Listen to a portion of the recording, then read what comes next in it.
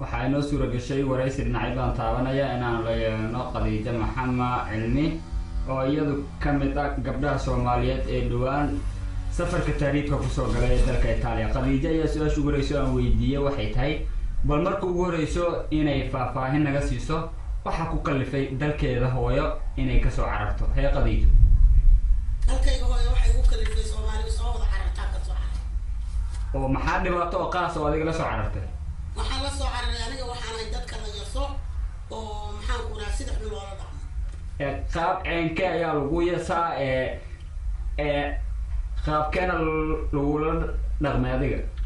aniga waxaa la ila dhaqmo waa la yasay waxaa la yidhi murgaan baa tahay waa la yasay dalkaygina waa ka soo cararay sidaa daraaddeed maadaama saa la yiri dalkayga waa isla soo cararay. Soomaalida inta badan hadda waxaa la ogyahay siyaasitaan iyo arrimahaasi inaysan iyadu aysan ku mashquulsaneen arrimo siyaasadeed iyo waxyaabo kale inay ku mashquulsan yihiin. ma siyaasadda ayaa doonaysay inaad ka qayb gashid oo xubin aad ka noqotid qaab ceenka ayaa lagu yasay? maya siyaasad ma doonayn inaan ka qayb galo meel yaroo biibitaa baan haystay meeshii baa laygu dilay oo laygu qashqashaaday oo la yidhi mudgaan baa tahay kan baa tahay war mudgaan maahay Soomaalida ka mid ahay markaan rina waa layga diiday oo marka qaabkaasi ma u soo carartay? qaabka daraadiisa u soo carartay. adiga kaliya ayaa socdo oo sida hadda noo muuqdo aaway caruurtaadii iyo dadkii kale aad wada oo qaraabada ahaayeen? dadkii kale aan qaraabada ahayn iyo caruurtayda waa ka soo cararay. adiga kaliya ayaa soo cararay? Italiya intaadan imaan kahor waxaa ognahay saxarihii iyo baddii inaad soo martay. maxaa kugu yaabka badnaa oo dhibaato aad kula soo kulantay labadaasi meelood saxaraha iyo badda?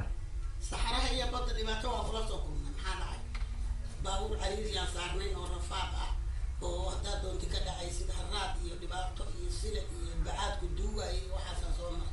oo saxaraha ah? oo saxaraha. baabuurkii misaa qof ayaa ku saarnaadeen? baabuurka 43 qof. noocuu ahaa? cabdibilo. cabdibilo ma 43 qof kusoo raacdeen? ma dumar oo keliya ama dumar iyo rag? rag iyo dumar isku jir.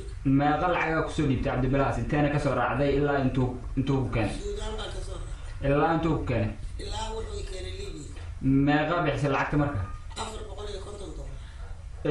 saxaraha bartimihiisa waxaa la sheegaa in ay jiraan burcad oo daafuuriin ah inta badan hablaha dhibaato u geysto dadka tahriibayana maaragtay jirdil iyo maaragtay boob iyo waxyaabo kale ay u geystaan. ciidamadaasi ma la soo kulantay jabhadda? lama ana kulmin lamana arag. waa gartay Liibi markaa imaatay qaab ceenka ayaa ugu soo baxday sideena kusoo gashay Italiya?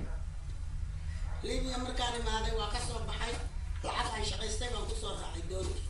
Liibi meeqa bilood aad joogtay? 6 bilood. 6 bilood waa shaqaynaysay Soomaa? maxaa qabanaysay? hawl baan qabanaya guri baan nagaasinay. yaa u shaqaynaysay? Liibiyaan baan u shaqaynay. luuqadda ma taqaana? luuqad ma aqaanay qajajac baan ku shaqaysanayay. marka doonti iyo baddi iga waran bal. doonti iyo baddi habeen iyo maalin baan kusoo jirnay oo baddi baan ugu kacday oo Talyaani baan la hadalnay Talyaani baan noo soo gurmado naga soo kaxay. Talyaaniga qaab ceenka ayaad oo kula xiriirteen yaa idin siiyay isgaarsiinta ama taleefanadooda? taleefanadooda waan haysanay oo mutuleelaan wadanay. marka waa idin soo gurmadeen soo maaha? wax ma baddi idinkaga dhintay? waxba noogama dhiman. Italiya idinkoo nabad qaba ayaad soo gasheen? okay documentiga Italiya ma qaatay adigu hadda? ma qaadan. haye Baaka. interview ma martay? interview waa maray.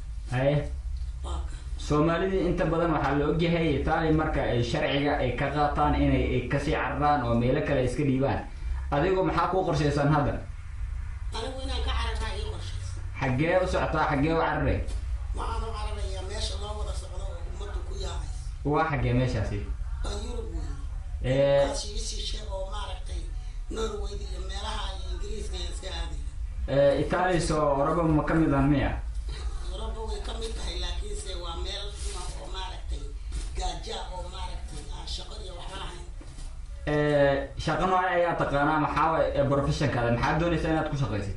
waxaan ku shaqaysanayaa xoogayga inaan maalo. marka xooggaa ma maali kartin yaa Italiya markay joogtid? xoogayga waa maali karaa laakiin Italiya si shaqo looga helaa iska meelaha kale yaa shaqada ku siinaya ma wadooyinka yaa shaqa laga helaa waa la iska helaa haddaan sharci helo waa iska helay waa isdhiibaya sharci waaba haysataay maxaa mid kale waa raadinaysa sharci waa haystaa mid kale raadinaya oo macnaha kan kasii sharaf marka waxaad doonaysa inaad sii socotid aawi hablihii kale soomaalida xaradaad iskula jirteen waxaa hore inaa u sheegtay hablo badan oo soomaali in xaraad iskula xareysneedeen xaggee aadeen xaggee qabteen dukumentigu ma qaateen dukumentigii way qaateen way kala yaaceen xaggee u kala yaaceen xaggee aadeen halkaas meelahaas bay u kala yaaceen yurub bay iska aadeen meelahaasay galaan adigoo maaragtay xilligaani oo da-a maxaa kusoo kaxeeyey oo maaragtay dhibaatadan iyo shaqadan iyo miyaan wanaagsanayn in dalkaadi hooyo a iska joogto meesha a iskaga shaqaysatay dalkayga hooyo waa laygu yasay soo kumali hadda marka ma waxaad doonaysaa meeshan maxaad ka doonaysaa marka waxaan doonayaa inaan ka shaqaysto ka faa'iidaysto waa gartay waa xaggee geenaysaa faa'iida haddii oo dalkaagii aad sheegtay in lagugu yasay ciyaalkaygii baan u dirsanaya ciyaalkaaga u dirsanay waa gartay odaygaadi ma soomaaliyu jiraa waa isla xiriirtaa hadda soo maaha waa isla xiriirta waa gartay dad badan oo soomaaliyeed ayaa hadda waxay qorsheynayaan inay soo tahriibaan oo badda ay soo galaan iyo saxreen ay soo maraan dadkaasi maxaad kula talin lahayd maxaad u sheegi lahayd waxaan dhihi lahaa isku imaanin maxaa dhacay dhibaatadan kala kulmay baa dhagteeda ka yaqaynaysa dhibaatada maxaa ugu weyn oo hadda dhegaystayaashaasi aad u sheegaysaa oo inaysan iyagoo sin soo bixin ilaa iyo markaan imid meeshii la oran jiray Ethiopia waan kasoo lugeeyay 15 beri baan soo lugeynay 15 habeenay 15 maalmood baan soo lugeynay masas iyo bahalo iyo biyo iyo silic iyo cadcadaan baan ku soconay ma garatay libaax baan la daba